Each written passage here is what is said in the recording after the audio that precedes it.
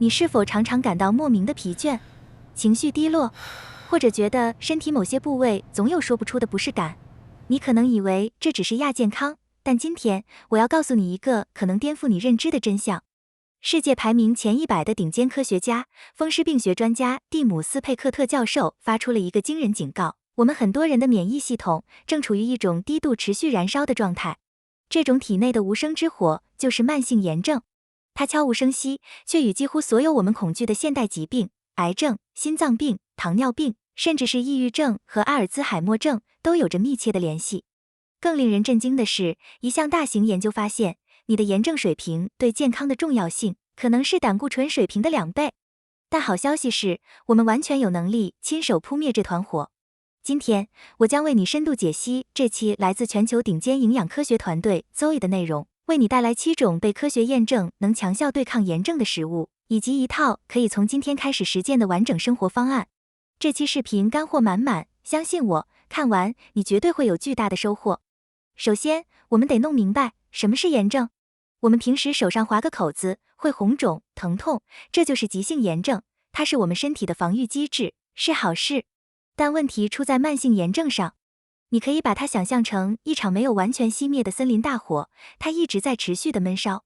我们的免疫系统因此变得时刻紧张、过度活跃，无法放松。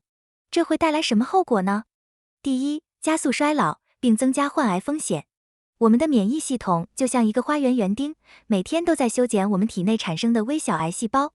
但如果园丁因为要去四处救火而分心，他就无法及时发现并清除这些癌细胞，患癌风险自然就增加了。第二，引发心血管疾病和代谢问题。慢性炎症让我们的血管一直处于轻微肿胀和泄漏的状态，这会增加心脏病风险，并可能导致胰岛素抵抗，诱发糖尿病。第三，影响你的大脑和情绪。炎症甚至能影响你的大脑，是导致抑郁症和阿尔兹海默症的重要风险因素之一。你有没有感觉，每次感冒或者打完疫苗后，总会觉得很累，不想说话？这其实就是炎症带来的短期影响。那这团无声之火是从哪来的呢？一个核心的源头就藏在我们的肠道里。我们70%的免疫细胞都驻扎在肠道周围，而肠道里的微生物，也就是肠道菌群，就是这支免疫大军的总指挥。而谁又在指挥肠道菌群呢？答案是我们每天吃下去的食物。所以，一个完整的逻辑链条就形成了。我们的食物会直接影响肠道菌群的构成，肠道菌群接着会调控我们的免疫系统，免疫系统决定了我们体内的炎症水平，而这个炎症水平最终决定了你的整体健康。这是一个环环相扣、紧密相连的过程。搞懂了这一点，你就掌握了主动权。接下来，我们就进入最核心的实操环节。在开始之前，先破除一个常见的迷思：果汁排毒法能抗炎吗？答案是不能，因为榨汁的过程去除了最重要的膳食纤维，而这恰恰是你的肠道好菌最需要的食物。记住，抗炎不是排毒，而是要喂给你的身体正确的养料。好了，让我们来看看这7位灭火队员都是谁。第1位，西兰花。西兰花富含一种叫做萝卜硫素的强大抗炎物质，但这里有个关键技巧，千万不要切完直接下锅，高温会瞬间破坏它的抗炎活性。正确的做法是切开，等10分钟，切碎后让它在空气中静置10分钟，让萝卜硫素充分释放出来，然后再烹饪。还有一个更厉害的懒人妙招，用微波炉加热西兰花，可以比直接水煮或炒多产生3到4倍的萝卜硫素。第2位，特级初榨橄榄油。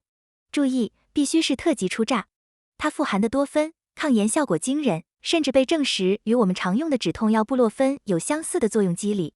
每天在你的沙拉、菜肴里淋上一些，就相当于在给身体服用天然的消炎药。如何挑选？一个简单的标准，越好的特级初榨橄榄油，尝起来会越辣喉咙，那种辛辣感就来自于它的抗炎多酚。第3位，黑巧克力。是的，你没听错，甜点也能抗炎，但前提是你得选对。标准是可可含量70%以上，配料表越短越好，最好只有可可、可可脂和一点点糖。研究表明，每天吃2-3小块高品质的黑巧克力，就能显著降低体内的炎症标志物水平。第4位，奇亚籽。别看它小，它可是个营养炸弹。奇亚籽富含3种抗炎利器，Omega-3脂肪酸、植物蛋白和大量的膳食纤维。这里教大家做一个超简单的抗炎甜品——黑可可奇亚籽布丁。2茶匙奇亚籽，1茶匙可可粉，倒入你喜欢的植物奶或开菲尔，搅拌均匀，在冰箱里放1夜。第二天，一份美味、饱腹又超级健康的甜点就做好了。第5位，姜黄。姜黄的活性成分是姜黄素，但它有个缺点，单独食用很难被吸收。激活它的秘诀是将它与其他香料，特别是黑胡椒以及一些健康的脂肪，比如橄榄油，一起食用。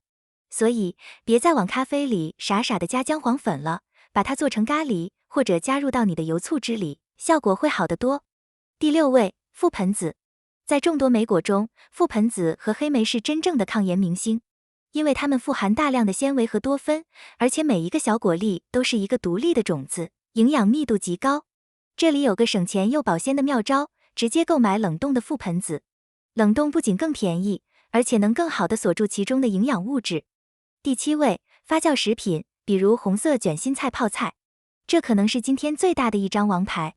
包括开菲尔、酸奶、康普茶、味增、韩式泡菜在内的发酵食物，都具有强大的抗炎特性。斯坦福大学的一项经典研究发现，每天摄入几份发酵食品的志愿者，短短2周内，体内的炎症水平就出现了显著的戏剧性的下降，这比单纯增加纤维摄入的效果还要直接。